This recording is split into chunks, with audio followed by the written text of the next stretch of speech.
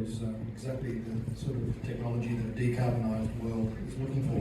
Final presentation today is a project spotlight. This spotlight is on the Leigh Creek Copper Project, a three-phase development strategy. This project is here in South Australia, and to present the overview is Jon Reynolds, who is the Principal Advisor and Project Director of Strategic Minerals. Would you welcome Jon?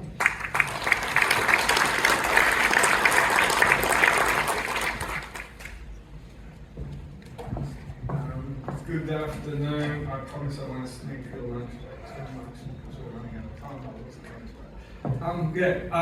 A slightly different pace, a bit more local, very much smaller. I saw the production numbers from Kapunda. We're talking 1 month of link down. We're actually talking 1 week. But we're thinking of a bigger picture here. So we're starting with an acorn, we're going to grow an outcrop. That's the plan. Let's talk about the Leigh Creek Copper Mine. So, Strategic Minerals is a UK-based company with management here, so it's on their hand list. They acquired this project in 2018 based on its initial ease of startup, but also on the upside potential of the leases and of the region, and the fact it had been underexplored. 3 mining licenses covering 3 deposits, Launderdoon, Mount Coffin and Mountain of Light, and they've all got JORC resources on them, so nice place to start. Existing offtake agreement already in place, reactivating an existing operation, so heap leach pads in place, mine ready to go. Also an existing plant, so the plant is already in place, ready to go. And as I mentioned, significant upside. So early cash flows, then explore for the big picture, which is what we're all here for today. So 3 stages, as Alan introduced the project. So stage 1, reactivate the existing mine. Mine copper oxides, much smaller project than you've seen with Carrapateena and Dam and Prominent Hill, but it's a starting process to generate cash flows. Stage 2 is, and I'll talk about this in a couple of slides' time, is that the region has significant amounts of shallow oxide copper. There's a number of options for generating cash flows from easy copper in terms of it being oxide. And stage 3 is using those cash flows to explore the region. Where does that copper come from? Where's the primary source of that copper? And that's the price. And that's where I'll end my subject of the presentation. So what do we got at Leigh Creek? This is stage 1. So we've got a JORC resource. The JORC resource is about 25,000 tonnes. So as I say, small compared to Olympic Dam, 1 month's production. 1 week's production, I think. 1 month's production, sorry.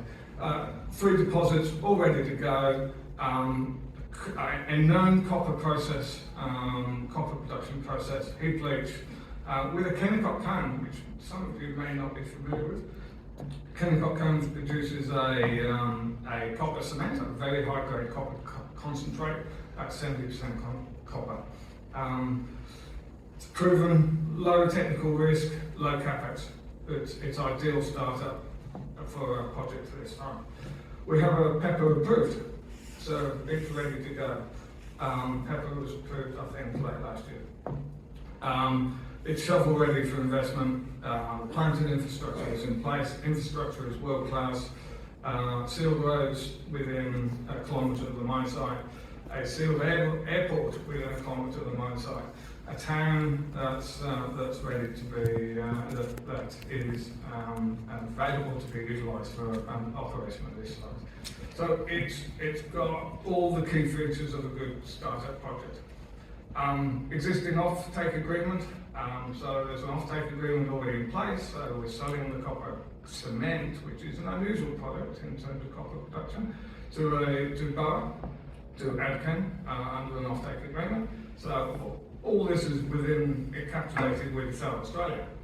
So in terms of adding benefits on top of benefits to the local community. It's got very attractive returns.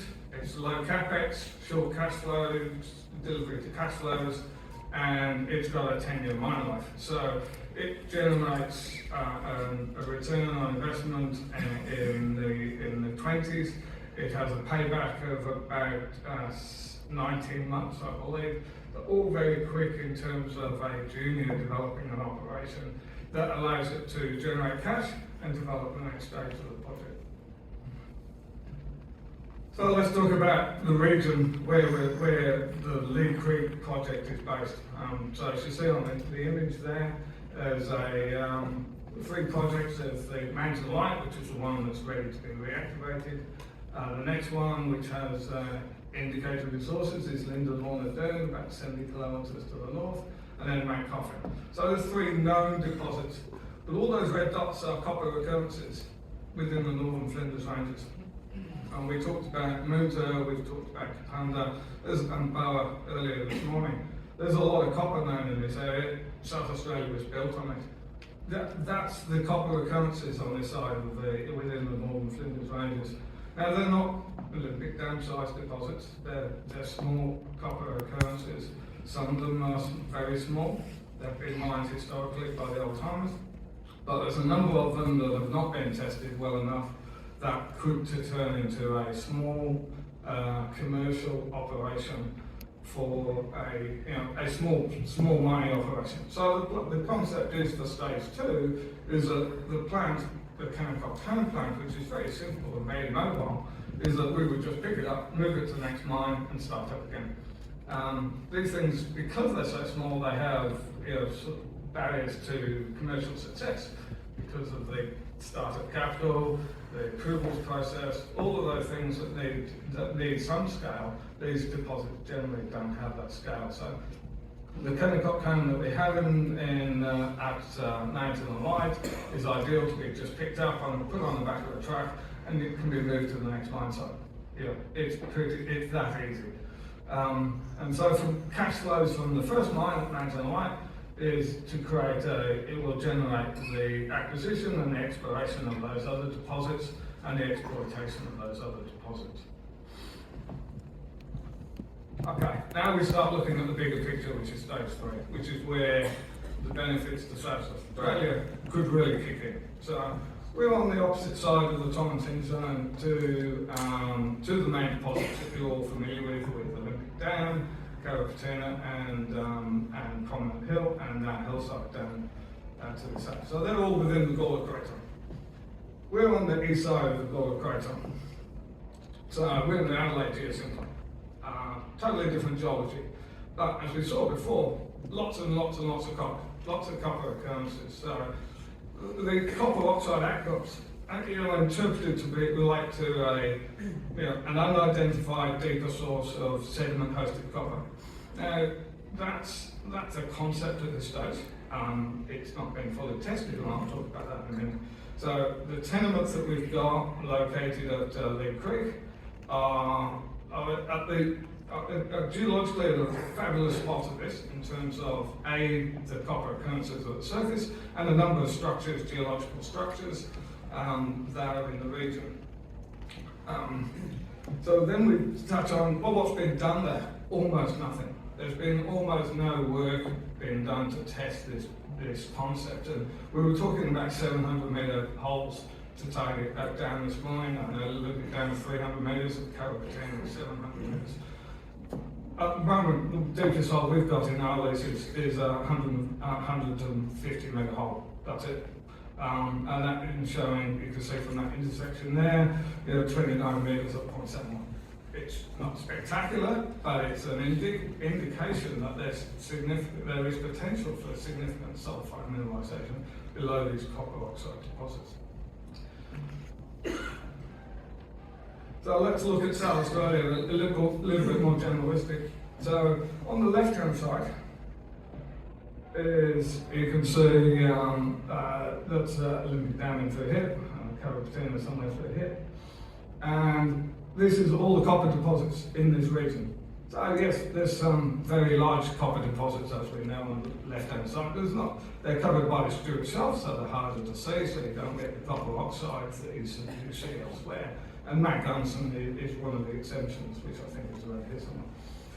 On this side, this is the Adelaide geosyncline. Again, all the copper deposits, Leigh Creek. There's a strong concentration of copper up in this region. So, we know the geology of these copper oxides. They're located with diaperas, dietary intrusions.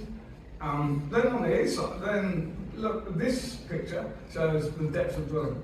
All the pink circles are the depths of drilling. Lots of deep drilling targeting the IOCG geology.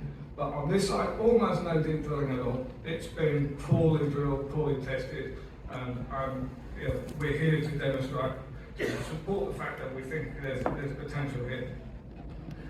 So then I go back to a demonstrated geophysics that was done by the South Australian government called magnetotelluric geophysics that was completed, and you can see that the geology of the major deposits are all on the edges of these plumes that are identified at significant depth. This is about looking at geology at about 10 kilometres below the surface. And you can see that all these deposits are on the edges of these things. And then you've got Leigh Creek also with all these copper deposits and also on the edge. We believe strongly that there's a potential here for a deep-seated sediment-hosted deposit within the Adelaide geosyncline. And that will allow us, and our staged approach to this exploration will allow us to test this. So let's just close off. In terms of strategic minerals, we've got the pepper, we've got a ready to drill, ready to mine, deposit on the mine site, got an offtake agreement, we've got all the ready to go in terms of financing, costed, budgeted, everything's ready.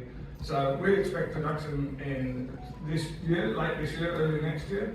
And then revenue shortly after that with a heap leach pad.